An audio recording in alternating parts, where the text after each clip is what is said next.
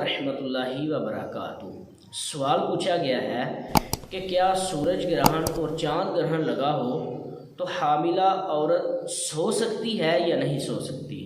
تو جواباً عرض ہے کہ سورج گرہن یا چاند گرہن میں عورت کا سونا، کپڑا کاٹنا، بیٹھنا، اٹھنا، چلنا پھرنا، کوئی کام کرنا، چھری چلانا، کینچی چلانا، یہ جتنی باتیں عوام میں پائی جاتی ہیں اور اس سے منع کیا جاتا ہے، ان کی شریعت میں کوئی حقیقت نہیں، بلکہ یہ بدشگونی ہے، اور بدشگونی یہ ناجائز ہے۔ کریم آقا صلی اللہ تعالیٰ علیہ وسلم نے ارشاد فرمایا ولا طیرتا، کہ بدشگونی کوئی چیز نہیں ہے، ہر کام اللہ پاک کے کیے سے ہوتا ہے۔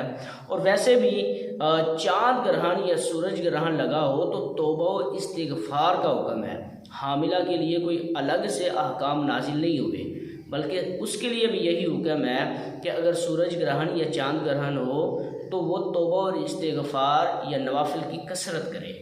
تو اس لیے ان توہمات سے باہر نکلیں اور ان کی طرف دھیان نہ دیں اور بدشگونی سے خود کو محفوظ رکھیں۔